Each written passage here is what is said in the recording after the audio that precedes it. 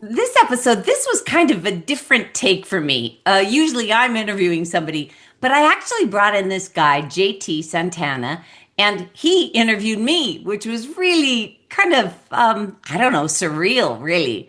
But this goes about my journey and what it was like to start Gogi. And I think you're going to like it. If you have any questions on how getting out by going in started or why on earth it would have been started, uh, this is going to be your episode. And I'm just very, very excited about our time together. Me too. I'm glad to meet you. We've talked for over a year now. I looked it up. I had to go back dig through my email of our first conversations and catch a fire and stuff. And I was like, we've been at this for a year and we've never met. It's so weird. Are you in New York? I am in Iowa. In Iowa? Well, chances Yes. are we aren't going to be meeting because I don't have anything in Iowa yet. Hopefully, we'll have But Goki in Iowa. I just say we're actually going to talk about that because as a result of a blog that I wrote about Gogi, the director of the Department of Corrections reached out to me last week Oh, and said, wow. would you consider coming to Des Moines and talking to me about Gogi? Just tell me about it. I will reach out to the creator, but I want to talk to you and see if you're really as passionate about it as it sounds in writing. And I said, I See, am, and probably more so, because I hold back. I yeah, was like, wow. that's why I'm willing to answer these questions because you get it. You totally, Yeah, completely get it. And for that, I'm very, very grateful. So, what I well, thought thank you. was, somebody said, well, we need something written down about you, coach. And I thought, ugh, those little bios are so annoying. Yeah, And besides, most of our population is watching this on a tablet or on YouTube. So why not put a face to it? We can always translate it down into words, but why not have a conversation that we could share with 400 prisons and jails and hundreds of right, thousands of exactly. incarcerated people doing Gogi? So I that's love why that. I asked you. And so I'm Yay. here and I'm just going to answer any question that you ask of me. Okay. Okay. Well, are you ready? Oh. For you, yes. For others, All maybe right. not so. Maybe not so much. All right. I appreciate that. Thank you. First, before Gogi existed, who was Mara Lee? Who was that um, person? I could define myself as lifelong depression, a never feeling heard, feeling special, but not in a good way, Okay. feeling um, like I didn't really want to be on this earth. By the time I kind of transitioned to the world of Gogi, I was a single mother, didn't know why I had been left on Christmas Eve, didn't know why my family had no concept of my suffering. It was really bad. I'll tell you one quick story. As a young child, I would go to school and come home, and I would go to school and I was extremely likable. I had a lot of friends, very socially active, and I would come home and go into my room, close my door, and go into my closet, curl up in a ball and cry. Oh, The world seemed fake to me. Nothing seemed real. And it wasn't until that first prison tour that something looked like how I felt. that's what had to not be such a great feeling at all. To walk into a No. prison and say, "Oh, here it is. I'm home." Kind of thing. Well, That aha moment. it was an epiphany. It was Wow. I was way into my 40s. Yeah, I was 40s at the time, and we took it. I went back to school, single motherhood. I thought I've got to Okay. figure out something. So I went back to school for psychology. We took a tour of a prison. And the moment that big door, and anybody who's sitting in an 8 foot cell and a 2 inch mattress will know the sound the very first time that door slams behind you, the finality, the containment, the oppression from that clang, it Yeah. reverberated through my body. I was the last one next to the door. And when I looked up and saw the yard, it was like I had an epiphany. The prison looked like how I felt. And what the biggest thing that came over me was, you're home. And then I thought, that's really messed up. That's Right. really messed up. Right. But That's not some. it was a lightning bolt of your home. It looked like how Right. I felt. And that's when the Gogi journey began. Wow. Well, first, I'm sorry that felt like home because you're right. That door, as you put it, Chinese shut behind you, it rattles you to the bones the first time. It just you feel it to your bones. It's like you realize it's really final. You're not turning around to go back to McDonald's, you Right. know? Right. So, all right. So, have you always felt drawn to helping people heal or getting systems in place to help people heal? Has that always been part of you? And you just identified it when you went into prison the first time? Absolutely not. I Okay. I helped little animals that were injured. So we lived near a desert. So if there was a lizard that had its tail missing or a rabbit that got pinched, I remember a little rabbit got his hind leg hurt. I always had a compassion for animals, but people, not so much. I perceive them to be more like the enemy. Not that I had a terrible childhood. I didn't experience any abuse except maybe just being ignored, which is, in and of itself is a certain level of abuse. I didn't want Yeah. to help anybody because I was helpless. I couldn't help anyone because I was hopeless. There was nothing in me that could make the world a better place for anybody because my world sucked. It wasn't until way into the Gogi journey when I was so desperate. I was desperation led me to ask questions of the prisoners. And that's when I thought, they have the answers. They're helping me. And then when I started regurgitating some of the psychology jargon back to them when I would meet with them every week, it wasn't until then that I thought, oh, I can help them. I can help them. Wow, they're helping me. And this feels good for everybody. Maybe service sets us free. And that's how the journey began.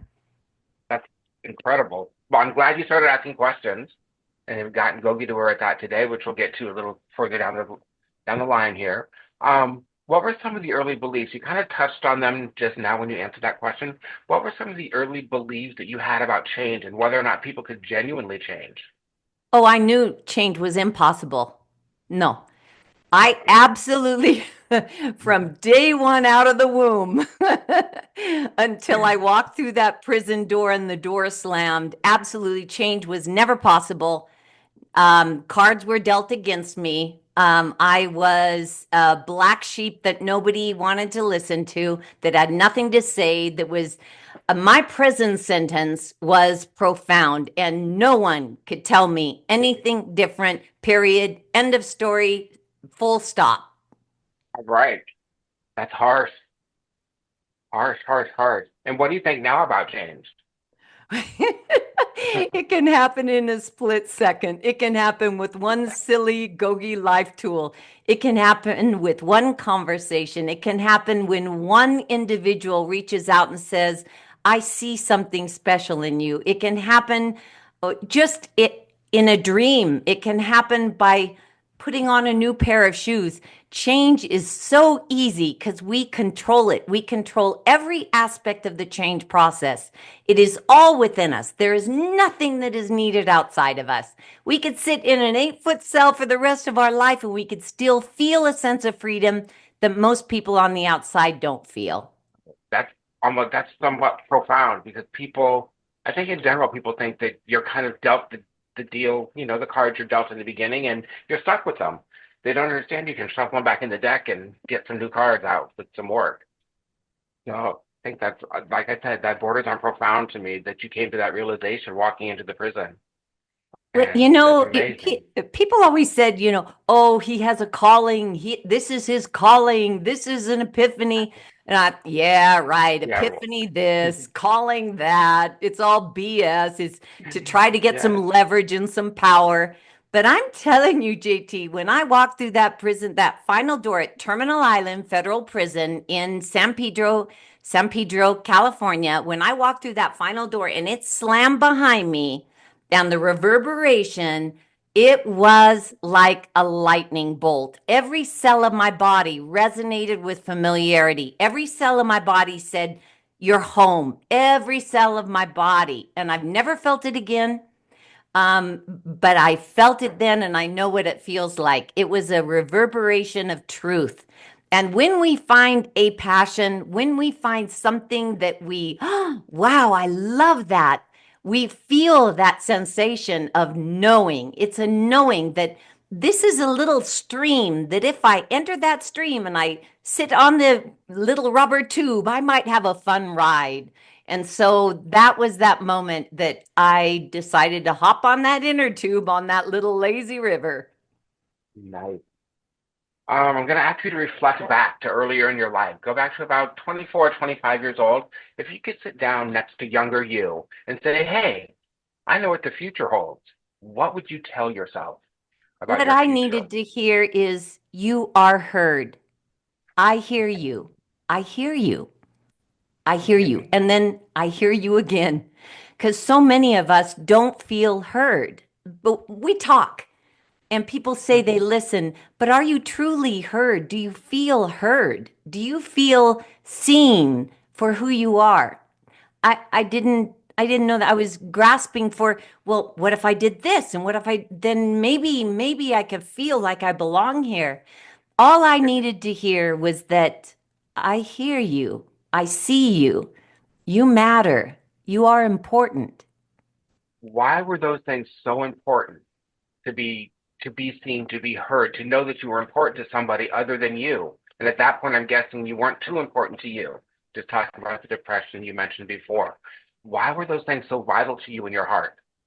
Well, I think we choose our life paths, and I think finding my voice for others who are not heard was just a little bit of my destiny. By being denied a sense of being heard, I realized how important it is. I realized that every voice matters and that the root of all of it is a sense of feeling loved and appreciated and acknowledged. And I didn't feel that. Not that I didn't have a loving family. They loved in their own way, but it wasn't the way I needed. I needed eye contact.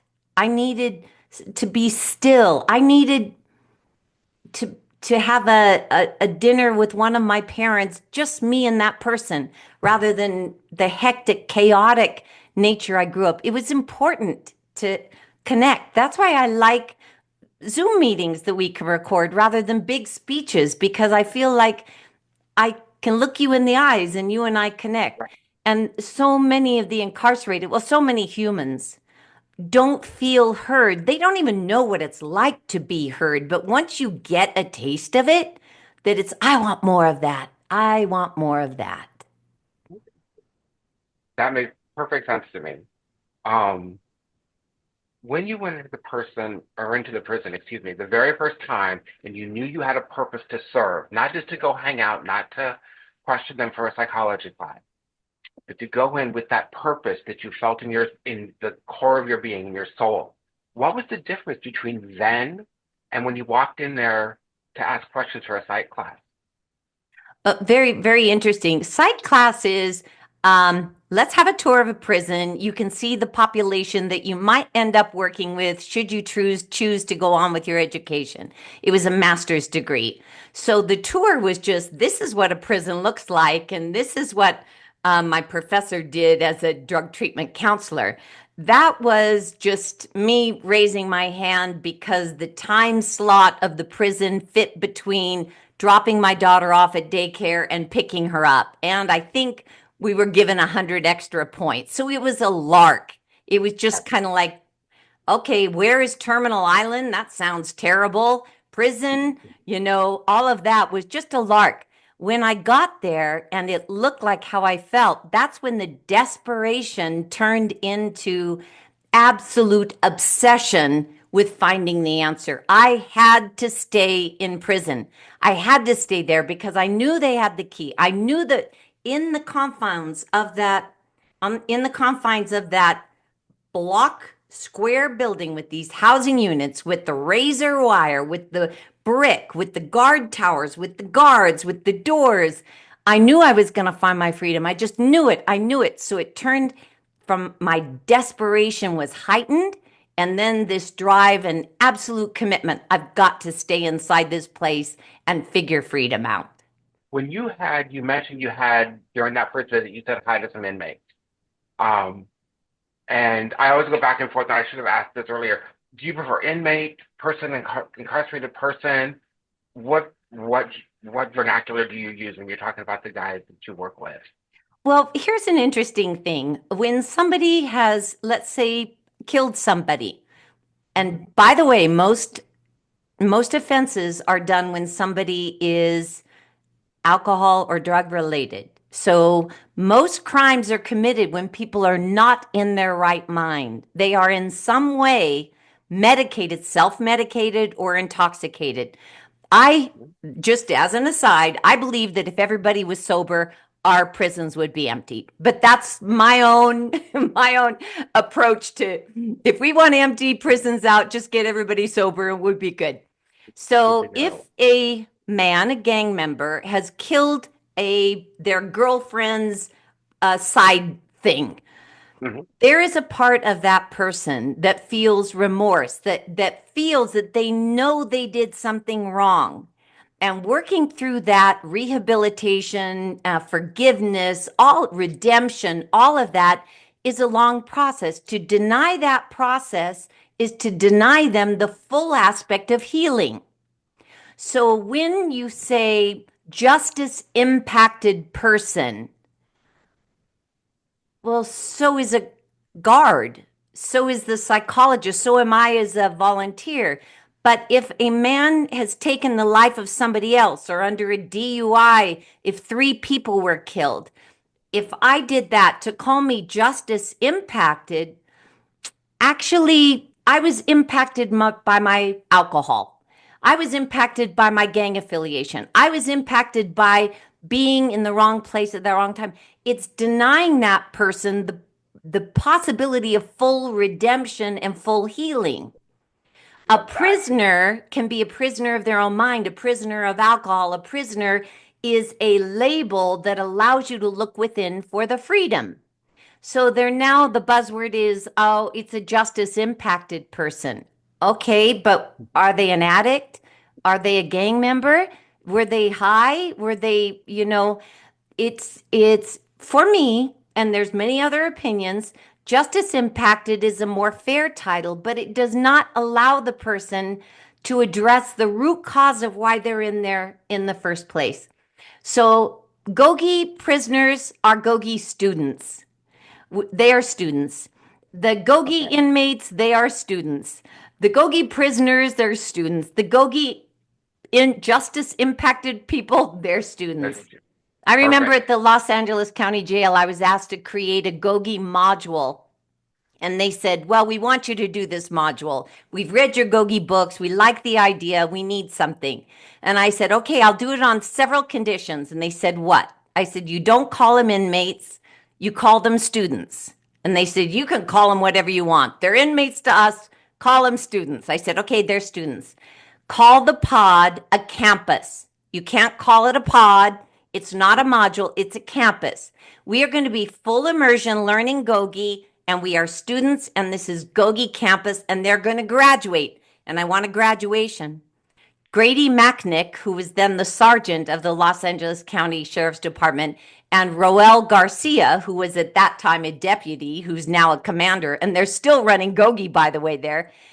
They agreed that under those conditions, they would let it happen. That when you gave somebody else, you didn't take away the inmate title because they were there for a reason, but you gave them something else that they could earn, something else that they could create, something else that was theirs. They were, in this case, a GOGI girl. They were a GOGI student in a GOGI campus. Yes, they were an inmate. They might have been going to prison, probably were going to lose their children, had bad addiction they were dealing with, but they were a GOGI student at a GOGI campus, and they were going to create that environment. That rocks. I love that. When you reflect on some of those early conversations, is there one particular conversation that really has clung with you or stuck with you since that day?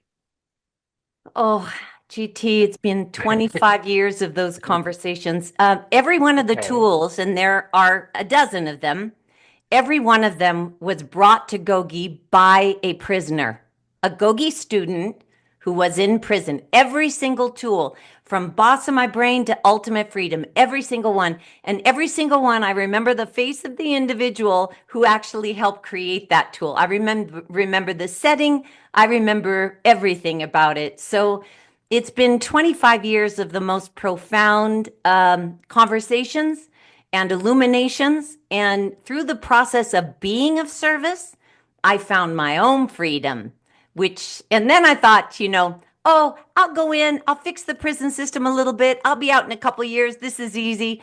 25 years later, I'm going strong.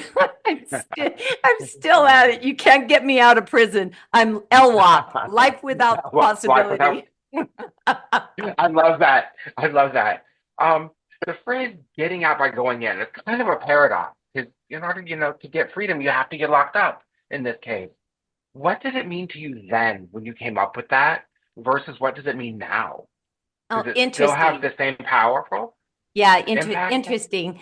I was sitting at Terminal Island on the floor in the chapel slash basketball court slash everything else. And one of Yes. the guys said, "Damn, coach, what you're telling me is to get out of prison, I gotta go inside." And then the guy next to him said, "Yeah, getting out by going in." And then the guy across the way said, "Ha, Gogi." And that's how we got our name. Oh wow, wow. That, I should have asked that long ago. That's a great story, actually.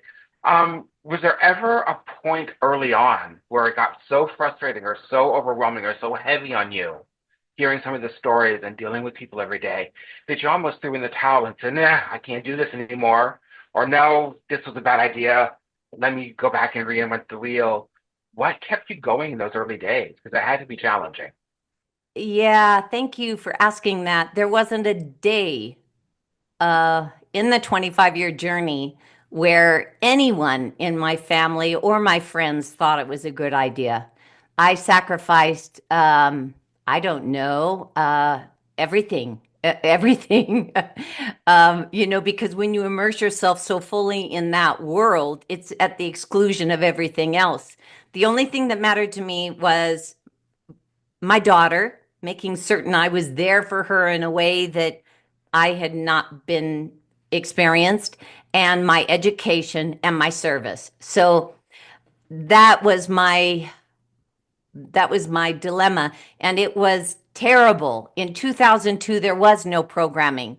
2025 there's lots of programming, but I had to wear steel-toed boots when I went into the prison and a gunny sack. When I first went into Pelican Bay State Prison and CCI level 4 prisons, I had to have a spit mask and a stab vest, and it was a very different environment that scared everyone but me. I was just so desperate for freedom that I would do anything. I would be on a yard with a riot that broke out. That happened more than once, simply because I was either going to find myself happy on earth or I didn't want to be here, and I was not going to stop until I did. So I remember one moment when I had come into the jail setting and there was a turn of administration and there was this woman that didn't like me at all. She was now in charge of programming at the jail.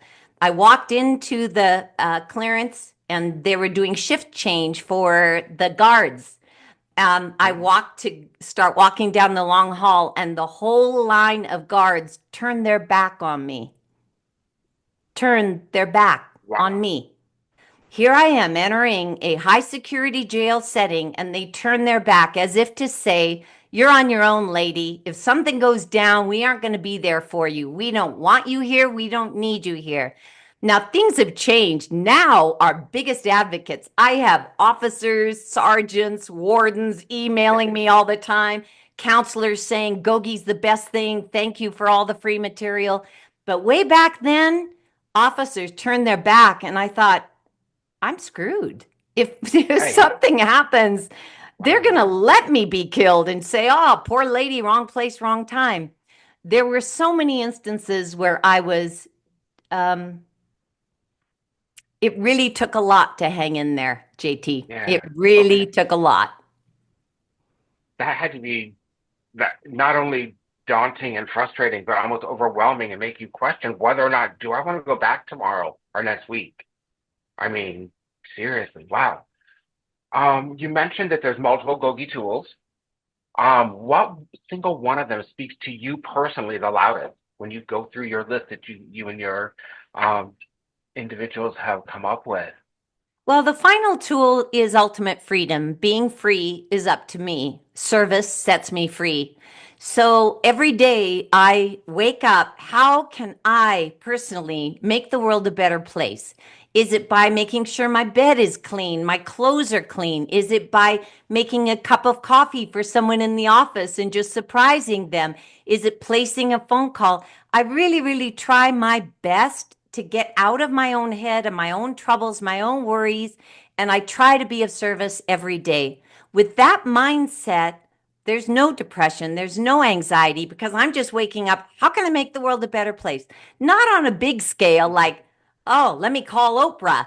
No, it's Right. the smaller moment by moment little things we do with individuals within 3 feet of where we are. That's where we make the profound service agreement that sets us free. It's not big stuff. It's not founding a nonprofit. It's not making millions of dollars so you can give it to some philanthropic effort. It's how do you react when you pick up the phone? When somebody irritates you, how do you treat them? When you're on with customer service, how do you respond to that person who's getting paid next to nothing and is frustrated? The last thing they want to be is on a customer service line. Do they really need you to be impatient? Or might it be of service to say, I hope you have a good day. Thank you so much for helping me. So, being aware of the positive impact that you can have on every little thing around you, that's where my freedom is. And that's why today and every day I utilize all the tools, but ultimate freedom is the driver. I love that. It reminds me of my late grandfather. He said, in life, your mission is two things a day. Make one person smile that's not smiling when you cross paths with them, and change one thing in the world that's going to make it better for your children and me at the same time. See, And he was Gogi before there was Gogi. That's right, that's why I exactly. want this conversation with you because Yes, you get it, JT. You get it. yeah. And every day we would come home from school. He's like, okay, who did you make smile? And what did you change? Have you changed anything yet? You got until the sun goes down. And by sundown, you better tell him something you changed, or you were in trouble. He wasn't as nice as you are about it. But I think he should get an honorary Gogi Coach badge because Yeah, that I is think exactly so. what we do. Yes. G-O-G-I, G-O-G-I, Gogi told me this, I got, come on, to live by. G-O-G-I, G-O-G-I, Gogi told me this, I got the tools to live by. All the Gogi Life Tool books are available on Amazon. G-O-G-I, G-O-G-I, Gogi told me